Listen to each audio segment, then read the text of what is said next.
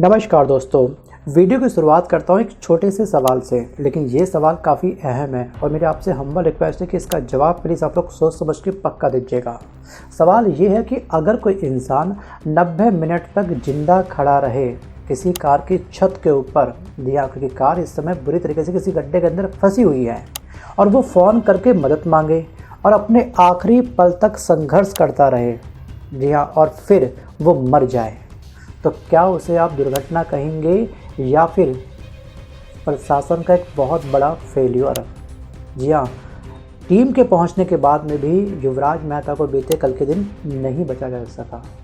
जी हाँ, या फिर दिल को बहलाने के लिए गालिब ख्याल हमारे पास बहुत अच्छा है कि जितनी चाबी भरी राम ने उतना चले खिलौना, नियति को कौन टाल सकता है, ठीक है, जो किस्मत में लिखा होता है वो तो होना ही होना होता है।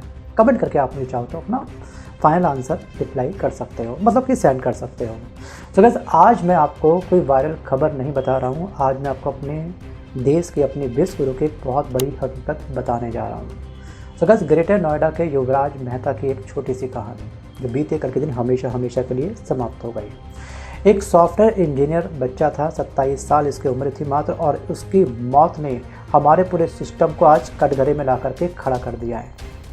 जी हाँ, तमाम सोशल मीडिया प्लेटफॉर्म, तमाम जो गोदी मीडिया नहीं है, वो तमाम चैनल आज इस न्यूज़ से पटे पड़े हैं, भरे पड़े हैं। तो बस युवराज मेहता, उम्र सिर्फ 27 साल, पेशा था इसका सॉफ्टवेयर इंजीनियर, घर का ये इकलौता बेटा था, कोई अपराधी नहीं था, कोई लापरवाह ड्राइवर नहीं था, बस एक आम भारतीय युवा था। शायद इसकी यही गलती थी, जो रात में काम से लौट करके अपने घर वापस जा रहा था। उसे नहीं पता था कि उसके घर का रास्ता उसकी कब्र बन जाएगा, और बीती कल की रात यही हुआ। स्थान था ग्रेटर नोएडा, घनी रात थी और चारों तरफ कोहरा छाया हुआ था।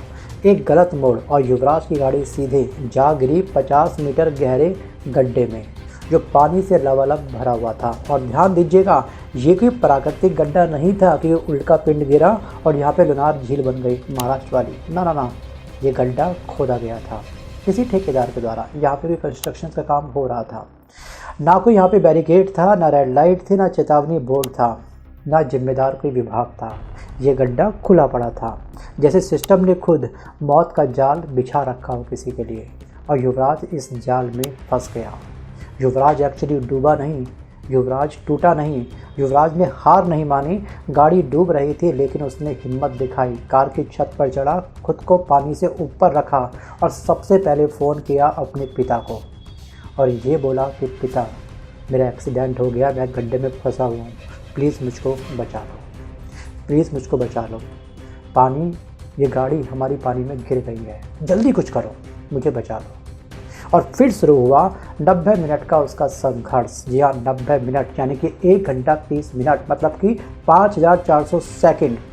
इतने समय तक वो कार की छत पर खड़ा रहा, ठंड में, डर के साथ, अंधेरा सबके बीच।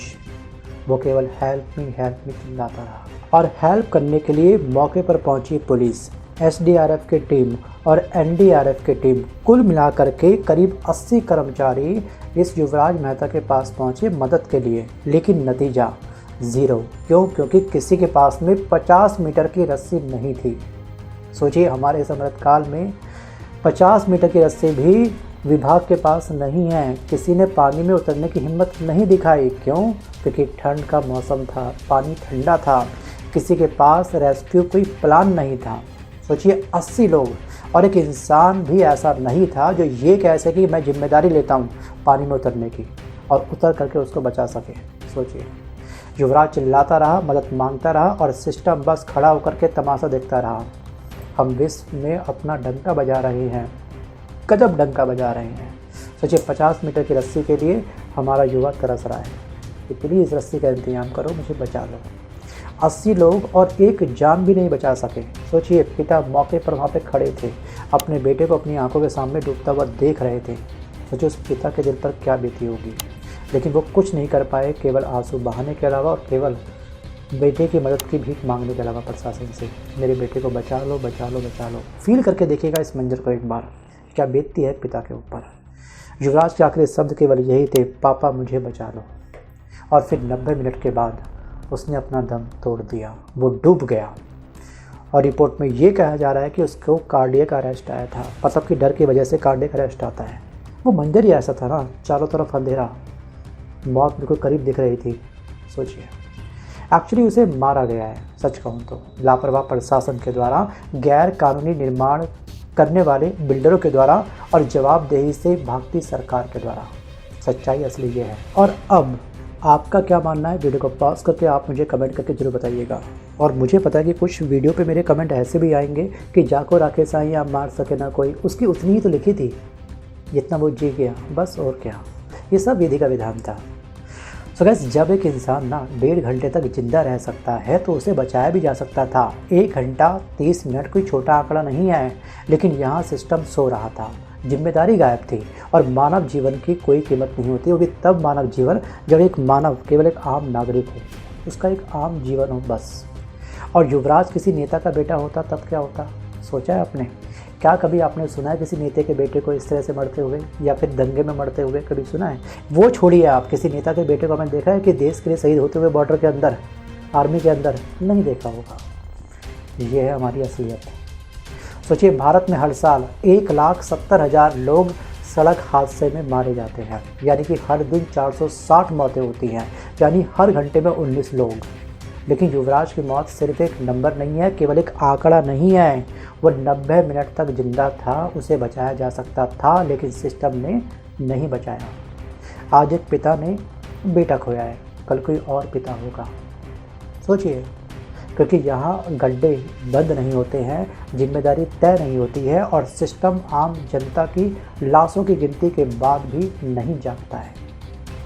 आपने देखा होगा इंदौर के अंदर क्या हुआ, दूषित पानी की वजह से छोटे मासूम बच्चे, लोग, बड़े आंकड़ा वो भी है। क्या उससे हम सबक ले पाएंगे? एक्चुअली दोस्तों, युवराज मेहता का ये हादसा हुआ, ये हादसा नहीं था, ये एक चेतावनी थी। अगर आज आवाज़ नहीं उठाई हम सब ने मिलकर के, तो अगला नाम या फिर आंकड़े में वो नाम हमारा हो सकता है, हमारे अपनों का भी हो सकता है, क्योंकि हम सभी आम नागरिक हैं, आम जनताएं हैं। अगर आपको लगता है दोस्तों कि ये सिर्फ एक खबर नहीं है बल्कि एक बहुत बड़ी चेतावनी है, तो मेरी आपसे हम्बल रिक्वेस्ट है कि प्लीज़ आप भी जागिए। अगर गलत होता है तो अपनी आवाज़ उठाइए, उसको दबाइए मत, क्योंकि सवाल पूछना जिंदा होने की एक बहुत बड़ी निशानी है। अगर आपने सवाल पूछना बंद कर दिया तो आप सभी जिंदा लाश हैं। और दोस्तों, एक बात आप याद रखिएगा, ये देश सिस्टम से नहीं बल्कि किस्मत से चलता है, और किस्मत हर बार साथ नहीं देती है, ये हमको ध्यान रखना है। सो गाइस, आज के इस वीडियो में बस कर इतना ही। मिलता हूं जल्द नए वीडियो के साथ, तब तक के लिए धन्यवाद।